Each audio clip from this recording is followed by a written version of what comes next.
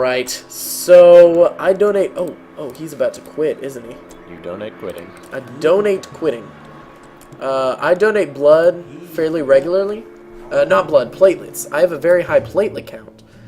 And so the Red Cross will often call me and be like, hey, you should come donate. Hey, give us your stuff. And so if you don't know what donating platelets is they... And if you're a little squeamish, you might want to fast forward a little bit. But they'll take out your whole blood, separate it into red blood cells, plasma, and platelets. And when he says whole blood, not all of his blood. Not all of my blood. Just all of the blood that's taken is whole. intact. Yes. It is blood. Which isn't really... Go away. Darn it, someone else quit. Was he anyone important? Nah, he was just a dude. So they take out whole blood. They take out whole blood, and then they separate plasma, platelets, and the red blood cells. And they keep the plasma and platelets and give you the red blood cells back. Just give him a little push. Sorry, my cat is harassing Matt here. I am allergic to cats. He's allergic to cats. And so then they give you the red blood cells back, and they keep the platelets and the plasma. Now, fascinating, actually. Yeah, it's really remarkable that we can do that. Yeah. Like, how do we do that? It's so weird. Someone out there who works on this is probably... The phlebotomist is like, easy. It's so easy, you guys! Just take the blood and you just put it in the machine, you tell the computer and it does it. Duh. Gosh, idiots. Gosh. But, fun fact, the people who work at a blood drive, or the people who take your blood and do tests on blood, they're called phlebotomists. Phlebotomists. Phlebotomists. Like a lobotomist, but with more flow. With more flow. They have more rhythm.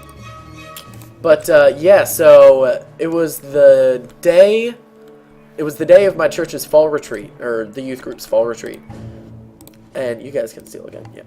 And then, and I was donating platelets that morning.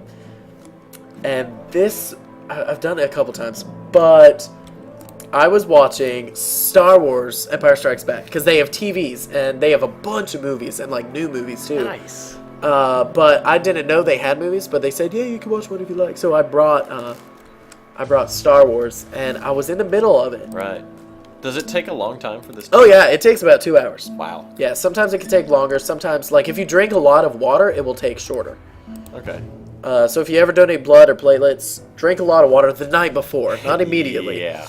And so I was watching it, and they had taken all my blood, and they were about to start giving it back. Yeah. And so they removed the needle that they were taking it from.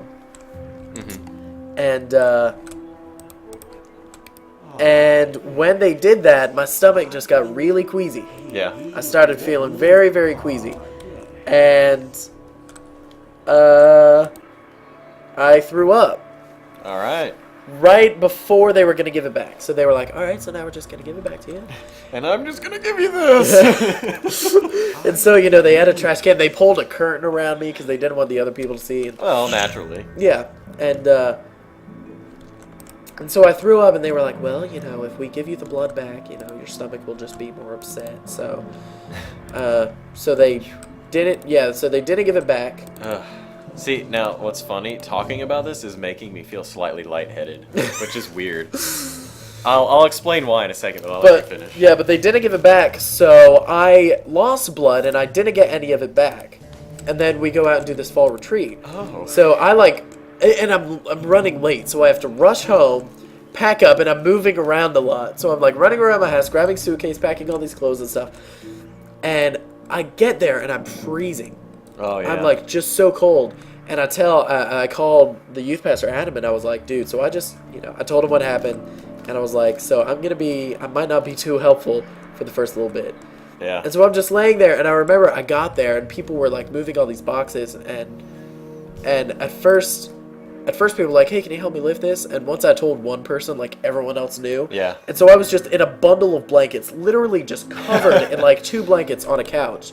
And kids would come up and be like, hey, John! I'm like, I will hit you. Like, I am freaking dead right now. Yeah. Ugh. And so that was the other time that I wasn't necessarily, I guess I was sick, but it wasn't like a flu or anything. Yeah. But that was really miserable. So, Yeah, so what about... I'll just continue making to you say queasy? how I'm actually, like, dizzy. Oh, hey, it killed someone! Hey! Oh, and now someone's taking a picture of that dead body. Get him. He's a burglar, though, so he doesn't really care. Oh, gosh, dang it! Well... This trap sucks. You might want to just scrap it. Well, okay, so here's the problem. In order to scrap it, someone has to go in there? No.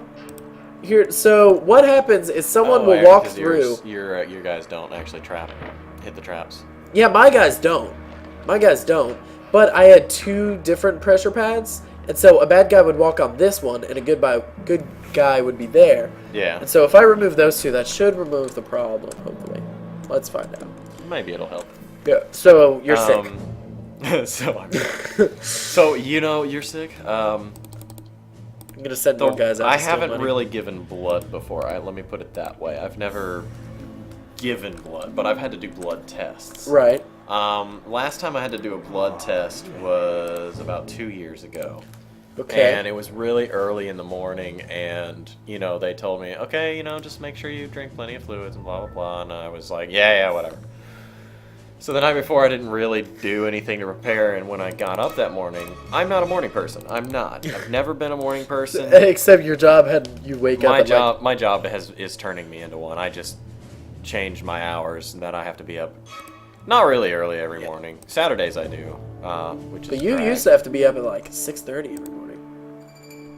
No. Not every morning. No, but... only Saturdays. Oh, only Saturdays. Only Saturdays. Now I just have to be there at 9. I essentially have to be up at 7 every morning, which.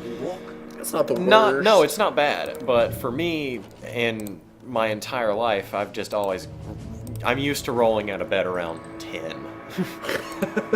And so having to roll out of bed at 7 is, it's right. It's not easy. I'm getting there though. It's not like I'll gain the ability to get up early. But 2 years ago, so I'm totally not used to getting up early. Got up really early, and I didn't eat any breakfast, didn't drink anything. So, because not a morning person, my stomach's just like, I don't want anything. Just keep everything away. So I go. I have blood tests done, and they don't really take a whole lot of blood, but they do like 3 or 4 different tests. So they've got, vials maybe about yay big, okay, decent size, and they had to take at least 5 or 6 of those. Right. And I remember, once they had gotten everything they need, they were like, okay, we can take the needle out now. And as soon as they did, I literally, and this is the best way I can describe it, was I felt fine, and then as soon as they took the needle out, and they put they put the pressure on where they had it. Yeah. I almost felt like a dried out fruit. I literally could feel, I almost felt like there was nothing inside of me. Right. I felt like I had been drained of everything possible. And my head got If you really, can hear that in the background, that's my cat. He might do that a couple times. I got really dizzy, and I looked up at I guess it was the nurse, and she looked at me, and I remember she said, oh, because apparently I just turned pale, like just solidly pale, and she could see it. She just immediately was like, oh, do you need water or something? I said, I need help. Oh. Wow. Send me to my grave. I just felt the worst. Yikes, that's. And they didn't even take much. They just took samples. So ever since then, blood hasn't been your thing. Giving blood, because I had the American Red Cross send me a letter once being like, hey, we can't help but notice you've never given us your blood. Can you give us some blood? And well, yeah, the last time you almost killed me. It's not that I don't want to. It's just, I guess I'm a little apprehensive. I can see why. Yeah, and I've always had a phobia of needles. But ironically enough, this is Codename. I'm very terrified every time we're recording. Needles is a codename. A codename for what? Needles? I feel dizzy. I like the way burglars walk around. Oh wow, those are very scantily clad burglars. It's funny. I've always been really afraid of needles. I've always been terrified of heights and needles and things like that. And when it comes to the thought of actually doing skydiving or anything like that, I'm like, let's do it. I love roller coasters. I love all those kinds of Roller coasters things. are the best. So I think I have that. I think for me, fear just I can actually turn it to adrenaline pretty easily and right. disconnect it from being I'm scared to wow, this is amazing. Except for like giving blood, because anytime I've had to have an IV or get a shot, like going into it, I'm terrified. And as soon as they're like, we're gonna give you the shot now, or we're gonna put the needle in your arm now, I'm just like, okay, whatever, it's cool. They'll do it. I won't be afraid at all. And as soon as it's over, I'll be like, did that just happen? It's weird. Weird as Hey, fuck. this guy looks suave. The Oriental does. crime lord Li Ying-lo. Linglo. Lei Ying-lo. Lei. I'm going to kidnap It's him. probably just Lee. Is it? Or it's Lei. I think it's Lei. It's Lee. We'll Lei. find out whether it's Lee or Lei next time on Codename Needles. That didn't rhyme. Was it supposed to?